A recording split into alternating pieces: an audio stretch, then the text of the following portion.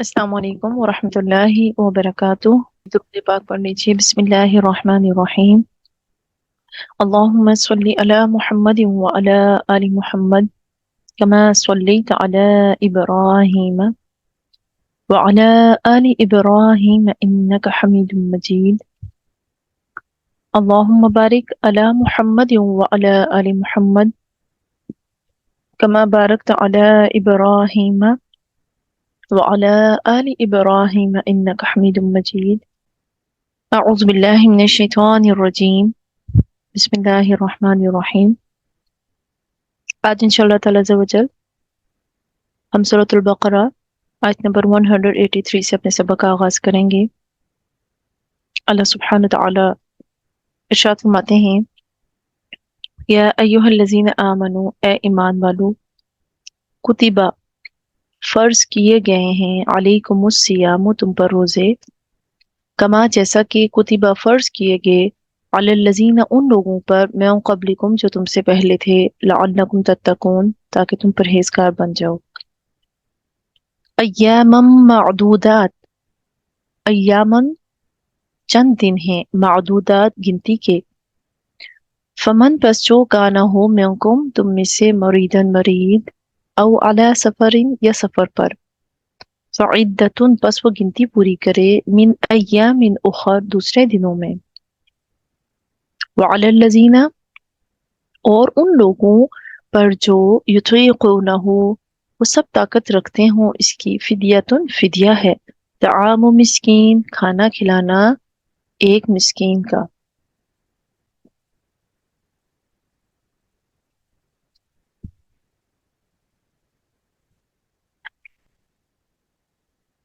فمن تطوع پس جو خوشی سے کرے، خیرن بھلائی، فہوا پس وہ، خیر لہ بہتر ہے اس کے لیے، وَأَن تَصُومُوا اور یہ کہ تم سب روزہ رکھو، خیر لکم زیادہ بہتر ہے تمہارے لیے، اِن کنتم تعلمون اگر تم جانتے ہو۔ اللہ سبحانہ وتعالی اس آیت مبارکہ میں ایمانداروں کو مخاطب کر کے فرما رہا ہے، انہیں حکم دے رہا ہے کہ روزے رکھو، یعنی روزے تم پر فرض کر دیے گئے ہیں جیسے کہ تم سے پہلے لوگوں پر بھی فرض تھے۔ اب روزہ کسے کہتے ہیں؟ روزہ اللہ سبحانہ وتعالیٰ کی فرمان کی بجا آوری کی خالص نیت کے ساتھ کھانے پینے اور جماع سے رک جانے کا نام ہے۔ آسان لفظوں میں صبح صادق سے لے کر غروب آفتاب تک عبادت کی نیت سے کھانے پینے اور عمل زوجیت سے رک جانے کا نام روزہ ہے۔ اللہ تبارک تعالیٰ فرماتے ہیں، اے ایمان والو میں نے تم پر روزے فرض کیے، اب کہیں تم پریشان نہ ہو جاؤ، اسی لیے فرمایا کما کتب علی الذین من قبلکم جیسا کہ تم سے پہلے لوگوں پر بھی روزے فرض کیے گئے تھے، یعنی صرف یہ حکم تنہا تمہیں نہیں دیا جا رہا بلکہ تم سے اگلوں کو بھی کا حکم تھا، اور روزے رکھنے کا جو حکم دیا مقصد کیا تھا، لعلکم تتقون تاکہ تم سب بچ سکو، پرہیزگار بن جاؤ، یعنی تم تقوی حاصل کر سکو۔ تقوی یعنی نفس کو برائیوں سے روکنا، اور اس کا سب سے بڑا جو ذریعہ ہے وہ کیا ہے؟ روزہ ہے۔ جیسے کہ ایک صحابی نے رسول اللہ صلی اللہ علیہ وآلہ وسلم سے عرض کیا کہ اے اللہ کے رسول صلی اللہ علیہ وآلہ وسلم، مجھے کسی ایسے عمل کا حکم دیجئے جس سے حق تعالیٰ مجھے نفع دے۔ آپ صلی اللہ علیہ وآلہ وسلم نے ارشاد فرمایا، یعنی روزہ رکھو، اس کی مثل کوئی عمل نہیں۔ یعنی اب تو رمضان المبارک کی آمد قریب قریب ہے، اور اسی کی مناسبت سے آج ہم روزے کی فضیلت اور ان آیات مبارکہ میں جو اللہ نے حکم دیے ہیں اس کو ڈسکس کریں گے۔ اللہ تعالیٰ فرماتے ہیں روزے فرض ہیں، یعنی آدم علیہ السلام سے لے کر تمام انبیاء کی شریعت میں یہ جاری رہا ہے، صرف تعیین ایام میں اختلاف ہے، اور یہ دین اسلام کا ایک اہم رکن ہے۔ اور اہم رکن ہونے کی وجہ سے، وجہ کیا ہے اہم رکن ہے؟ کہ نفس سرکش کی اصلاح ہو، اور شریعت کے جو احکام ہمیں بھاری معلوم ہوتے ہیں ان کی ادائیگی ہمارے لیے آسان ہو جائے۔ اب روزے میں صرف ہمیں کھانے پینے کی اشیاء کو ترک کرنے کی مشق نہیں کرائی گئی، بلکہ لڑائی جھگڑے، بری باتوں سے بچنے کی بھی تاکید کی گئی۔ رسول اللہ صلی اللہ علیہ وآلہ وسلم نے فرمایا کہ روزہ برائی کے لیے ڈھال ہے، لہذا جس کا روزہ ہو وہ نہ بے حیائی کی بات کرے اور نہ شور شرابہ کرے، اور ایک اور روایت کے مطابق کہ جہالت کی کوئی بات نہ کرے، اور اگر اسے کوئی گالی دے یا اس سے لڑے تو کہہ دے کہ میں روزے دار ہوں۔ بخاری شریف کتاب الصوم۔ مزید آپ علیہ الصلوۃ والسلام نے کیا فرمایا کہ جس شخص نے روزے میں غلط گوئی اور غلط کاری نہ چھوڑی تو اللہ سبحانہ و تعالیٰ کو اس کا کھانا پینا چھڑانے کی کوئی ضرورت نہیں ہے۔ یہی چیزیں انسان کے اندر تقوی پیدا کرتی ہیں، اور روزے کا مقصد ہی یہی ہے کہ اگر ہم روزہ رکھ کر اپنے غلط کاموں کو نہیں چھوڑ رہے، ہم روزہ رکھ کر غیبت کر رہے ہیں، ہم روزہ رکھ کر ٹیلی فون پر لمبی لمبی باتیں کر رہے ہیں جو قرآن سے متعلق نہیں ہیں، جو حدیث سے متعلق نہیں ہیں، جو کچھ سننے سنانے سے متعلق دین کی نہیں ہے، بلکہ غیبتوں پر مبنی ہے، آج اس نے یہ کر دیا، آج اس نے وہ کر دیا، فلانا ایسا ہے، فلانا ایسا ہے، لڑائی جھگڑا کیا، کسی کے ساتھ بد زبانی کی، کسی کا دل دکھایا، شور شرابہ کیا، جہالت کی بات کی، گالی دی کسی کو، تو اللہ سبحانہ وتعالیٰ کو ایسے روزے کی کوئی ضرورت نہیں ہے۔ وہ سمجھتے ہیں کہ صرف آپ ایسے ہی بھوکے پیاسے رہیں گے، آپ کو کوئی اجر نہیں ملے گا۔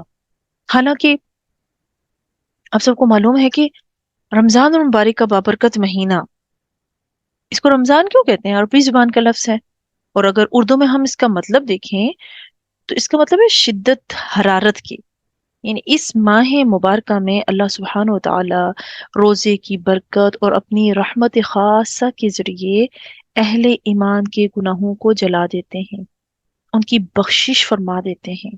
اس لیے اس کو رمضان کہتے ہیں کہ گناہوں کو جلا دیتا ہے۔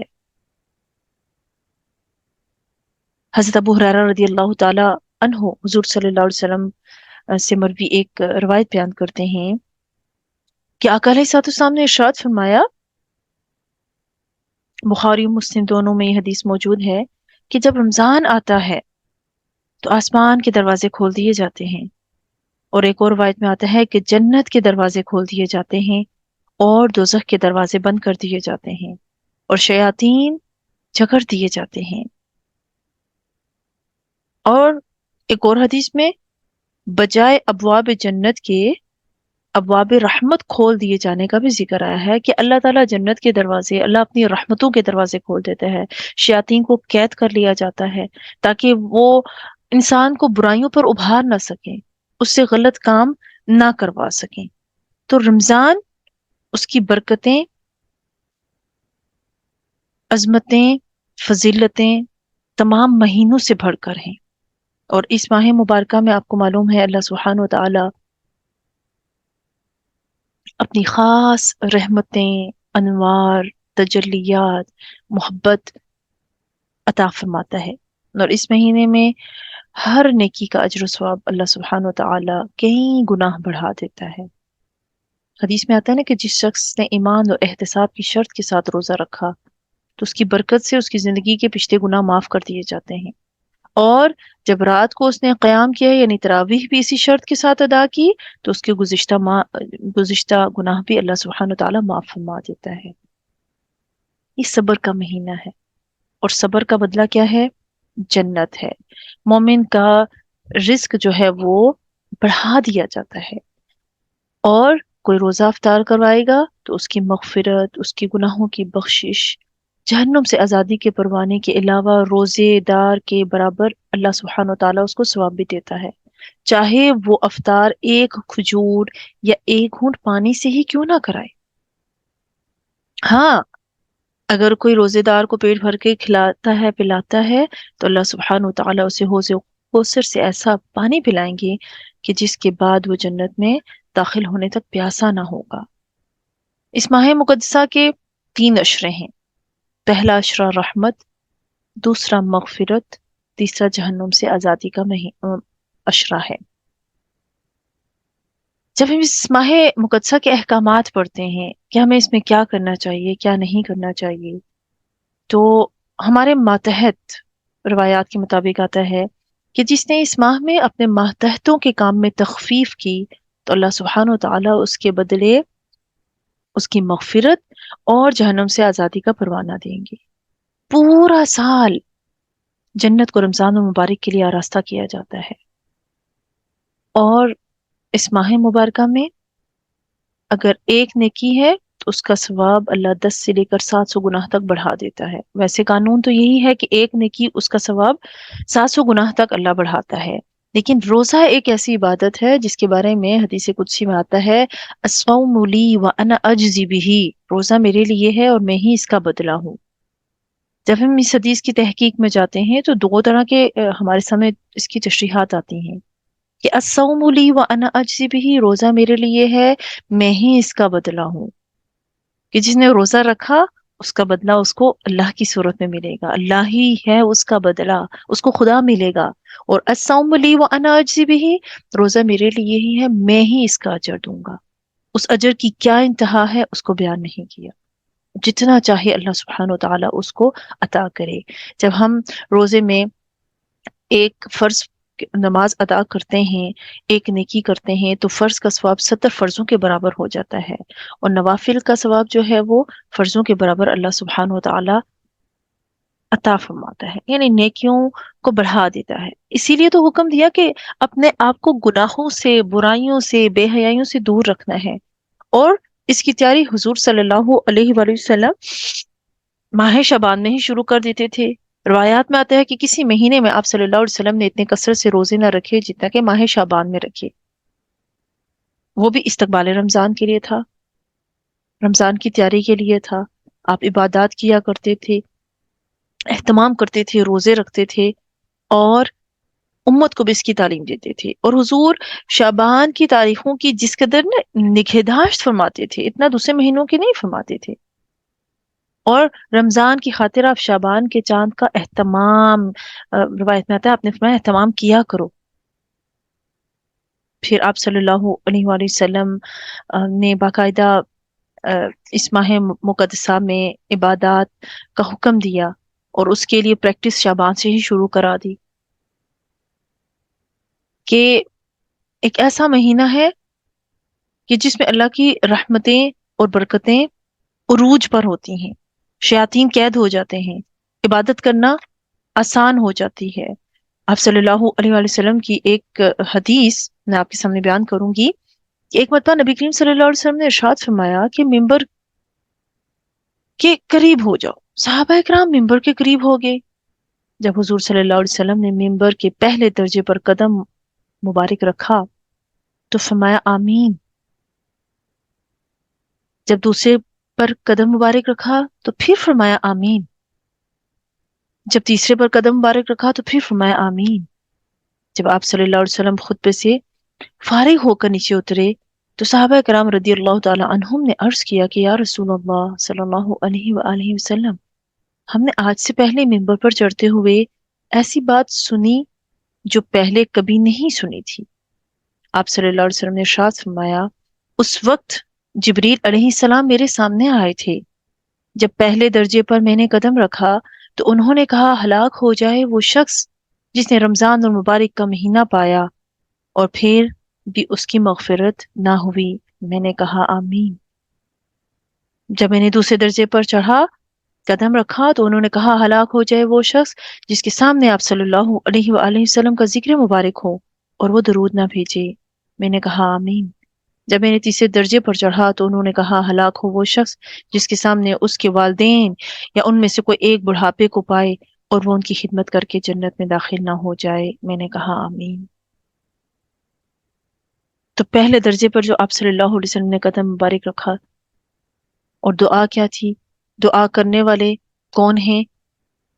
فرشتوں کے سردار، اللہ کے حکم سے آئے ہیں.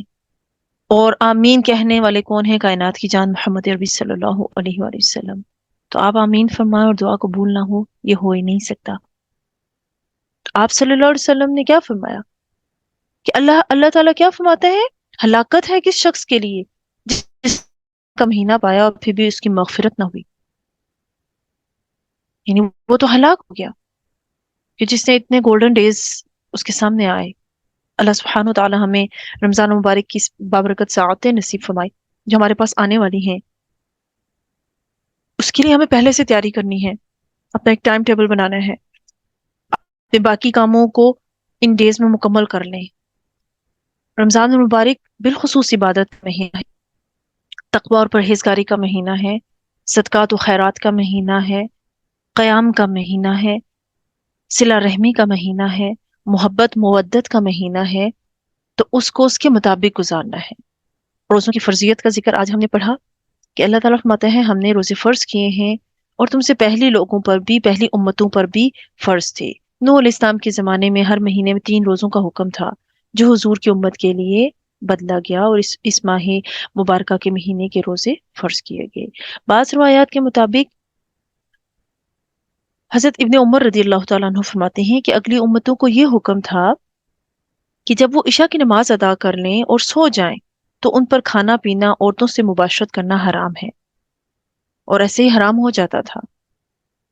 اب اگلے لوگ کون ہیں؟ اہل کتاب. لیکن یہاں پر اللہ سبحانہ تعالیٰ کیا فرماتے ہیں؟ ایام معدودات، پریشان نہ ہونا، گنتی کے چند دن ہیں، پورا سال روزے رکھنے کا حکم نہیں ہے. یہ چند دن برکتوں اور رحمتوں والے ہیں. فَمَن كَانَ مِنكُم مَرِيضًا، اگر تم میں سے کوئی مریض ہے، او علی سفر، یا سفر پر ہے، فعدۃ من ایام اخر، تو وہ دوسرے دنوں میں گنتی کو پورا کرے گا. مریض یہاں سے 15-20 منٹ کے سفر کرنے والا شخص مریض، تو دیکھیں جس کے مرض کے بڑھ جانے کا خطرہ ہو، طبیب اس کے لیے خود سے یہ کہے کہ اگر اس نے روزہ رکھا تو اس کا مرض بڑھ جائے گا، میڈیسن نہ لی تو ہلاکت کا اندیشہ ہے. تو اللہ تعالیٰ نے فرمایا جو مریض ہے اس کے لیے چھوٹ ہے، جو وہ روزے چھوڑے گا بعد میں اس کی گنتی پوری کر لے دوسرے ایام میں جب وہ صحت مند ہو جائے. سفر کی حالت میں ہے تو اس کے لیے کیا ہے؟ 1-2 گھنٹے کی بات نہیں ہو رہی. سفر کی حالت میں ہے تو وہ اپنی گنتی کو پورا کرے گا، اس میں چھوڑنے کی اجازت ہے، دوسرے دنوں میں وہ اس گنتی کو پورا کرے گا. اس کے بعد فرمایا وَعَلَى الَّذِينَ يُطِيقُونَهُ فِدْيَةٌ، اور ان لوگوں پر جو سب طاقت رکھتے ہیں اس کی، یعنی فدیہ ہے طعام مسکین، مسکین کو کھانا کھلانے کا. 2 سے 3 چیزیں ہیں. سب سے پہلے مریض، بیمار شخص. اس کے علاوہ یہ رعایت حیض اور نفاس والی عورتوں کے لیے بھی ہے. دودھ پلانے والی عورت کو بھی اس میں رخصت حاصل ہے، وہ فائدہ اٹھا سکتی ہے. البتہ کسی کو کوئی ایسی بیماری ہے کہ جس سے افاقے کی امید کم ہے تو ایسی صورت میں کفارہ دیا جا سکتا ہے. ایک وہ شخص ہے جو بوڑھا ہے، ضعیف ہو چکا ہے، جس میں روزہ رکھنے کی سکت ہی نہیں ہے، تو وہ بھی کفارہ دے سکتا ہے. اور یہ کفارہ ایک مسکین کا 2 وقت کا کھانا ہے. خواہ کسی کو روزے ہی رکھوا دیا کرے اور افطار کرا دے، یا اس کے برابر اس کو نقد رقم یا قیمت ادا کرے گا. اور جیسے وہ خود کھاتا ہے ویسے ہی اس کو دوسرے کو بھی کھلانا ہے. اسی طرح سفر، اس سفر میں وہ کہتے ہیں السفر سقر ولو کان میل، سفر سقر ہے، مشکل ہے اگرچہ میل کا ہی کیوں نہ ہو. تو اللہ سبحانہ و تعالیٰ نے ہمارے لیے اس میں اگر رعایت رکھی ہے، اس سفر میں تکلیف بڑھ جانے سے روزہ کھول دینا ہی سنت ہے، تو بعد میں اس کی قضا کرنے کا بھی حکم ہے. اب ایک اور چیز جو سٹارٹنگ آف اسلام میں تھی وہ یہ تھی کہ یطیقونہ، اور ان لوگوں پر جو سب طاقت رکھتے ہوں وہ بھی فدیہ دے سکتے ہیں، کہ جو لوگ روزہ رکھنے کی طاقت نہ رکھتے ہوں،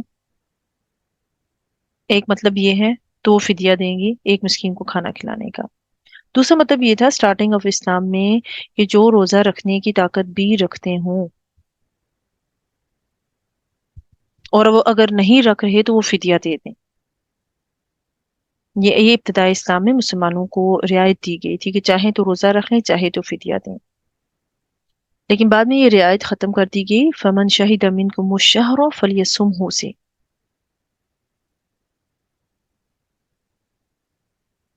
اب فرمایا کہ پھر بھی جو خوشی کے ساتھ روزہ رکھے گا تو اسے اللہ اجر دے گا، یعنی بہتر یہ ہے کہ وہ روزہ رکھے، وہ بھلائی کا کام کرے تو وہ اس کے لیے بہتر ہے، اللہ تعالیٰ اس کو اجر دے گا۔ یعنی اگر تمہیں روزے کے ثواب کا علم ہو تو روزہ رکھنا ہی بہتر سمجھو، اور روزے کے ثواب کے متعلق اللہ سبحانہ وتعالیٰ فرماتے ہیں کہ روزہ میرے لیے ہے اور میں ہی اس کا بدلہ دوں گا۔ یعنی روزہ دار اللہ سبحانہ وتعالیٰ کی خاطر اپنا کھانا پینا، اپنی شہوت رانی سب چھوڑ دیتا ہے، اور آقا علیہ السلام کے فرمان کے مطابق روزہ ڈھال ہے، وہ ہمیں گناہوں سے بچنے کے لیے ایک بہترین ڈھال اللہ سبحانہ وتعالیٰ عطا فرماتا ہے۔ تو فرمایا تم روزہ رکھو، وَأَن تَصُومُوا خَيْرٌ لَكُمْ، روزہ رکھو تو تمہارے لیے بہتر ہے، اِن كُنتُمْ تَعْلَمُونَ، اگر تم جانتے ہو۔ آقا علیہ السلام فرماتے ہیں کہ حدیث میں آتا ہے کہ روزے دار کو دو خوشیاں ہیں، ایک روزہ کھولتے وقت اور دوسری جب وہ اپنے پروردگار سے ملے۔ نیز آپ صلی اللہ علیہ وسلم نے یہ بھی فرمایا کہ روزے دار کے منہ کی بو اللہ کے ہاں کستوری کی خوشبو سے بھی زیادہ پاکیزہ ہے، یعنی روزہ رکھیں گے تو تبھی سٹمک خالی ہوگا اور وہ ہوگی، وہ بو آئے گی جو اللہ سبحانہ تعالیٰ کے ہاں کستوری کی خوشبو سے بھی زیادہ پاکیزہ ہے۔ روزہ ڈھال بنے گا جب ہم اس کو رکھیں گے، جب ہم اس کو چھوڑ دیں گے تو چھوڑنے کی تو اجازت ہے ہی نہیں۔ اگر کوئی شخص جان بوجھ کر روزہ چھوڑتا ہے تو پوری زندگی بھی وہ روزہ رکھے گا تو اس کی تلافی نہیں ہو سکے گی، یعنی روزہ بغیر کسی عذر کے چھوڑنے کی تو اجازت ہی نہیں ہے، پھر وہ چاہے پوری زندگی روزہ رکھے اس کی تلافی نہیں ہوگی۔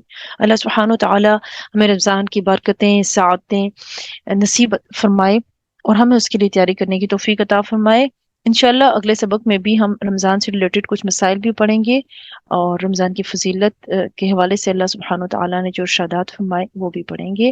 وآخر دعوانا ان الحمد للہ رب العالمین، سبحانک اللہم وبحمدک، اشہد ان لا الہ الا انت، استغفرک واتوب الیک۔ آمین ثم آمین۔ السلام علیکم ورحمۃ اللہ وبرکاتہ۔